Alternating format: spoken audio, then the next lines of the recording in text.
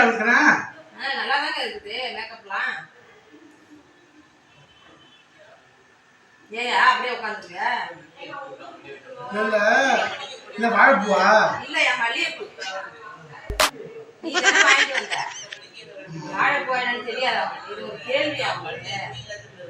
கண்டி எதுக்கு எடுத்தாலும் வெடுக்கு வெடுக்குனே பேசுற. அப்புறம் நீ கேட்குற கேள்வி அப்படிதான் இருக்கு. சரி சரி, நீங்க என்ன முருங்கைக்கீரை சாம்பார் வைக்க போறியா? ஆமா ஆமா. உங்ககிட்ட வாயை கொடுக்கறது தான் வாயை கொடுக்காம பேசுவேன். பேசுவேன்.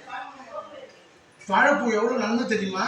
அது எங்களுக்கு தெரியாதா? தெரியாமையா நாங்க வாங்கி சாப்பிடுறோம் செஞ்சு. இவரு எங்களுக்கு சொல்ல வந்துட்டார். கண்டி ஒரு 10 நிமிஷம் ஒரு மனைவி கிட்ட பேசுறதே உறவு கலகலப்பா இருக்குது. வாயை வச்சுக்கிட்டு வாயை திறக்க கூடாது பேருக்கு சொல்லுங்க.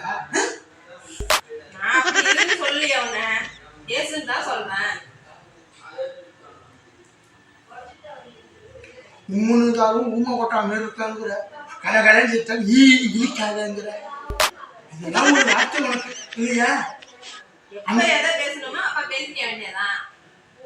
அதுக்காக உம்முன்னு இருக்க கம்முன்னு இருக்குன்னு ஏதாவது சொல்லிட்டே இருக்காங்க. அன்னைக்கே சொன்னாங்க.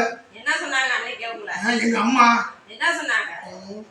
கல்யாணம் வந்தா பொறுப்பு வந்துரும்னாங்க.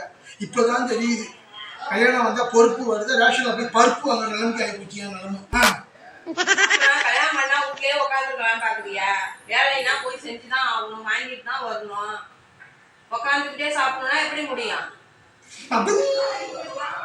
கையெல்லாம் கூட திரும்பி வச்சு ஒடிச்சு விட்டுருவோம்.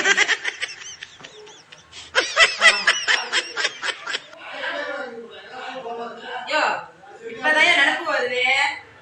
கீரை குழம்பு வைக்கணும்னா பருப்பு வேணும்ல, போய் தோரம் பருப்பு வாங்கிட்டு வா கடையில. பருப்பா? ஆமா. இப்பயா? ஆமா, தோரம் பருப்பு வாங்கிட்டு வா சீக்கிரம். அப்புறம் குழம்பு வைக்கணும்னா எப்படி சாப்பிடுறது? தோரம் பருப்பு இருந்தாலும் சாப்பிட முடியும் குழம்பு வச்சு.